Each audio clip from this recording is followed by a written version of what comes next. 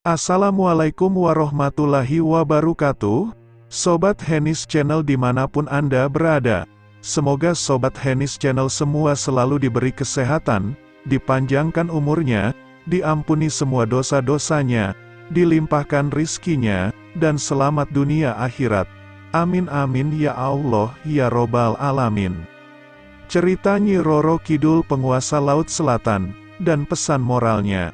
Legenda Nyi Roro Kidul dikenal sebagai penguasa Laut Selatan.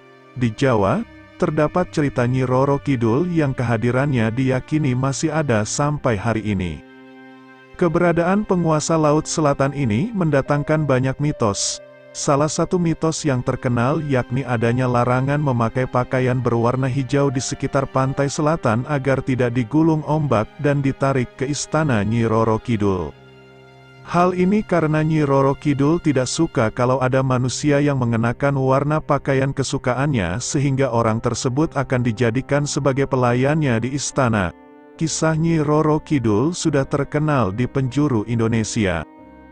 Bahkan, masyarakat di pesisir pantai selatan mengadakan upacara labuhan setiap tahunnya untuk mendapatkan berkah dari sang penguasa pantai selatan.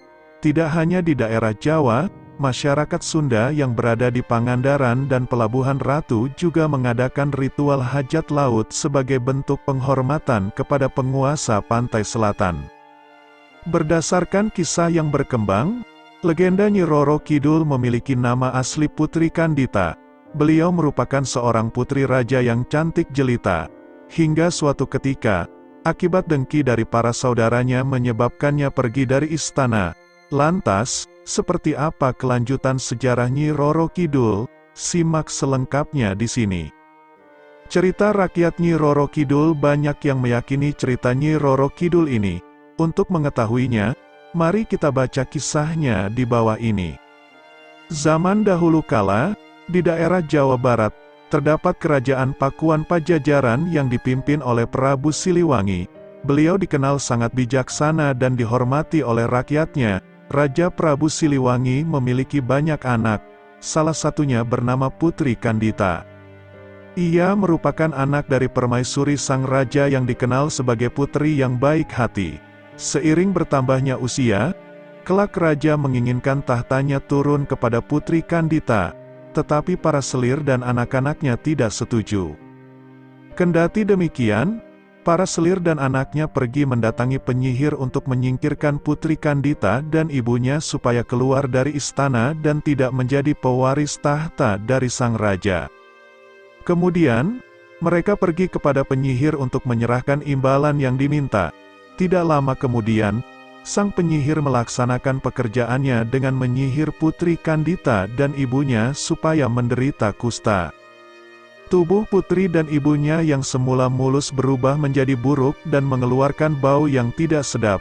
Prabu Siliwangi yang heran dengan penyakit yang tiba-tiba muncul tersebut menyuruh tabib untuk datang ke istana.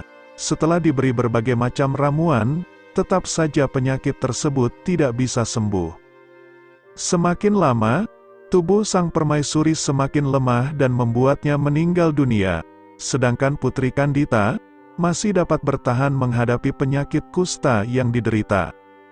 Raja Prabu Siliwangi merasa terpukul dengan meninggalnya permaisuri sehingga ia sedih selama berhari-hari. Belum lagi melihat Putri Kandita yang tidak menunjukkan tanda-tanda kesembuhan, ia semakin sedih dan bingung. Padahal, Putri Kandita yang harus meneruskan tahta kerajaan. Hingga suatu ketika, para selir dan anak-anaknya datang menemui raja menghasut agar Putri Kandita diusir dari istana. Dengan alasan takut penyakit tersebut menular, Raja Prabu Siliwangi menyetujui usulan tersebut. Tanpa sepengetahuan mereka, Putri Kandita mendengar semuanya dan memutuskan untuk melarikan diri dari istana. Dengan suasana hati sedih, ia pergi tanpa tujuan yang pasti. Berhari-hari pergi tanpa tujuan. Sampailah Putri Kandita tiba di pesisir pantai selatan Pulau Jawa yang memiliki batu karang dan ombak besar. Tanpa sadar, ia tertidur di salah satu batu karang tersebut. Putri Kandita bermimpi mendengar suara gaib yang menyuruhnya untuk menceburkan diri ke laut agar penyakitnya bisa sembuh. Ia menganggap ini sebagai wangit sehingga Putri Kandita menceburkan dirinya ke laut. Hal ini membuat penyakit kulitnya hilang seketika. Walaupun sudah sembuh, ia tidak ingin pergi ke istana, melainkan memilih untuk menetap di pantai selatan dan berbaur dengan nelayan setempat. Kecantikannya menjadi sangat terkenal sehingga banyak pangeran dari berbagai kerajaan datang untuk melamar. Namun karena syarat yang diajukannya sangat sulit, yakni harus mengadu kesaktian di atas gelombang pantai laut, menjadikan para pangeran mundur karena tak mampu mengalahkan Putri Kandita. Mereka yang gagal mengalahkan Putri Kandita akhirnya menjadi pengikut setianya. Sejak itulah, Putri Kandita dikenal sebagai Ratu Penguasa Laut Selatan Pulau Jawa. Begitulah asal-usul Nyi Roro Kidul. Banyak yang mempercayai bahwasannya Nyi Roro Kidul merupakan jelmaan dari Putri Kandita, seorang putri raja dari Kerajaan Pakuan Pajajaran. Pesan moral cerita Nyi Roro Kidul: kebenaran dan kebaikan akan selalu diunggulkan. Meskipun Putri Kandita mengalami penghinaan dan pengusiran dari istananya, ia tetap menjunjung tinggi kebenaran dan kebaikan. Dia tidak membalas dendam atau melakukan tindakan jahat terhadap mereka yang telah melukainya. Akhirnya, kebaikan dan kesaktiannya membuatnya menjadi penguasa yang dihormati. Keberanian menghadapi cobaan dan tantangan. Meskipun Putri Kandita menghadapi penyakit yang menyiksa dan diusir dari istana, ia tidak menyerah pada nasib buruknya. Dia memiliki keberanian untuk mencari kesembuhan dan melanjutkan hidupnya dengan cara yang lebih baik di pantai selatan. Kesetiaan dan penghargaan terhadap orang lain. Putri Kandita menunjukkan kesetiaan yang besar terhadap nelayan setempat yang menerima dan membantunya.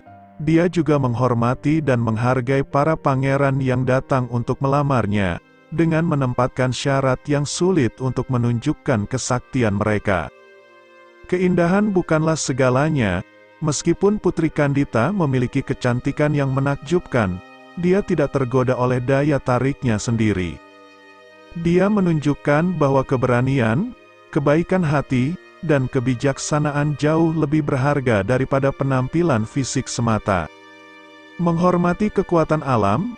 Cerita ini mengajarkan kita untuk menghormati kekuatan alam dan menjaga keseimbangan dengan alam.